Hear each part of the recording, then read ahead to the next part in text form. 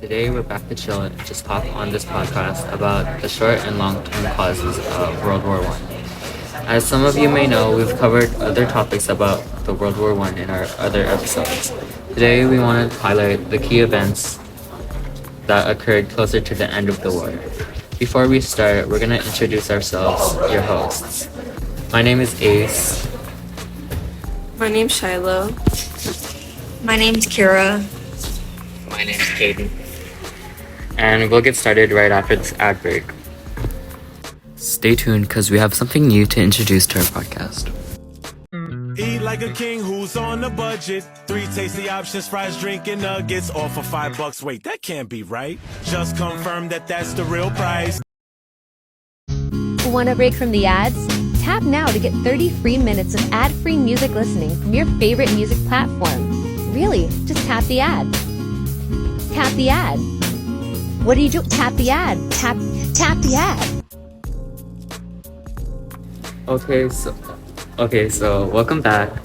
We're just gonna go over some questions today. We'll go over 5 questions that you may want to know about, and we'll mention some vocabulary you may know.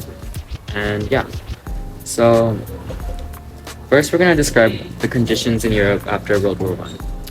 So, after World War One, Europe faced several difficulties. After Germany officially surrendered on November 11th, 1918, all nations agreed to end conflict as all terms of peace were fulfilled.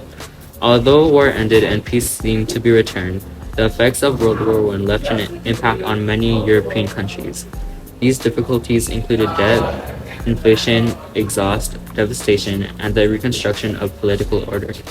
During this time, the Spanish flu also began to spread in southwestern Europe, causing a pandemic. Identified 3 issues to be settled as the Paris Peace Conference. For content, the Paris Peace Conference lasted from 1919 to 1920. The Paris Peace Conference was a meeting that consisted of the various allies that meted after the ending of World War One. David Lloyd George and George Clemenceau were 2 of the big 4 who attended this conference in Paris.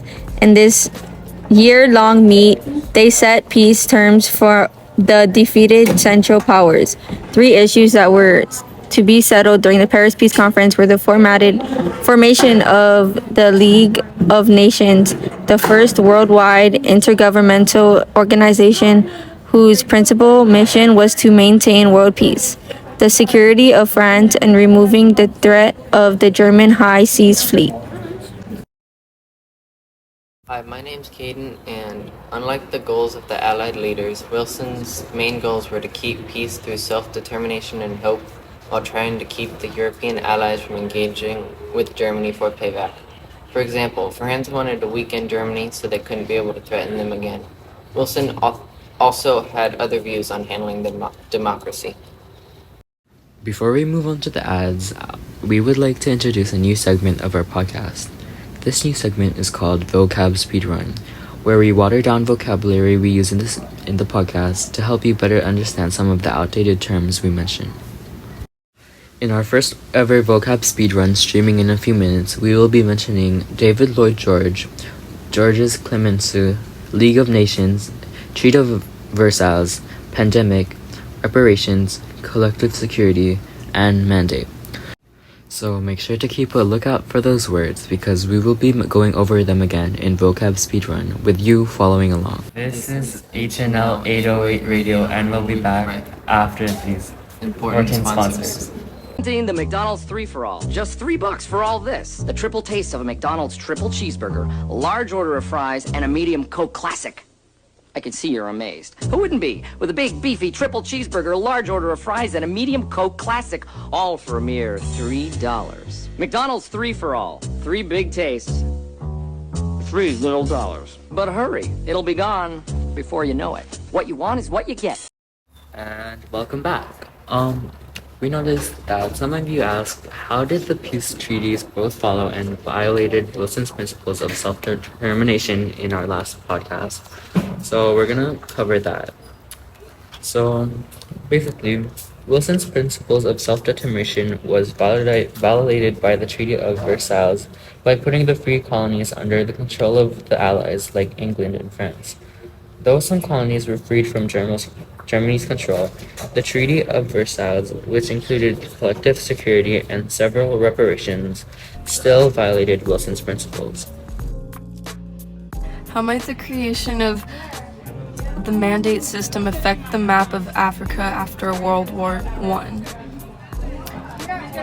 The mandate system was an attempt to end the war in a brutally conquered land by seizing the land of the collapsed Ottoman Empire and the colonies of Germany. This system may have affected the map of Africa after World War I because the Ottoman Empire had colonies in Africa that had been established since the late 1600s. It's me, Ace again, and guess what time of day it is? Drum roll, please. It's vocab speedrun. A new segment of our podcast where we water down vocabulary we use to help you better understand some of the outdated terms we mention. First, we'd like to start with David Lloyd George and George Clemenceau. David Lloyd George of Britain and George Clemenceau of France were two of the Big Four who came to the Paris Peace Conference. Along with those two were President Woodrow Wilson and Vittorio Orlando of Italy. The Paris Peace Conference of January 1919 brought together leaders from the Allied powers during World War I. In this peace conference, as we mentioned, they established many things, one of which was the League of Nations, which happens to be our next vocabulary word. The League of Nations was the first intergovernmental organization that quote-unquote established to promote international cooperation and to achieve international peace and security. For those who have to understand in baby words, basically the League of Nations' main goal was to maintain peace among the nation. I hope you're following along because our next vocabulary word is Treaty of Versailles. In June 1919, the Treaty of Versailles was signed in Paris. This treaty said that Germany was responsible for starting the World War I and also made them pay money and give up land. Most importantly, this treaty formally ended World War I. Our next four words are mostly vocabulary rather than important terms. We're going to be going over pandemic, reparations, collective security, and mandate. The dictionary meaning for the word reparations is the compensation for war damage paid by a defeated state. In our context, reparations were included in the Treaty of Versailles, requiring Germany to pay 132 billion gold marks in reparations to cover civilian damage caused during the war. As to how a pandemic relates to the World War I, the Spanish flu began spreading in southwestern Europe as mentioned. Lastly, we will be going over collective security and mandate. Collective security is a system by which states have attempted to prevent or stop wars. A mandate is an authorization granted by the League of Nations to a member nation to govern a former German or Turkish colony. If you recognized and understood all of the vocabulary words, then great job. If you didn't, it's okay because you can always go back and listen to today's vocab speedrun.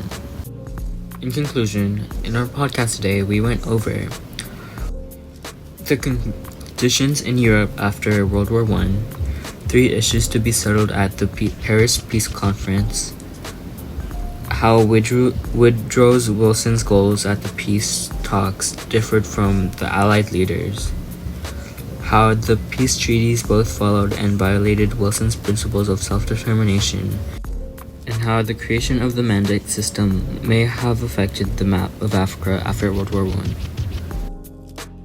My name is Ace. My name's Shiloh. My name's Kira. My name's Caden. We hope you enjoyed today's podcast. And we're signing out. So, bye-bye.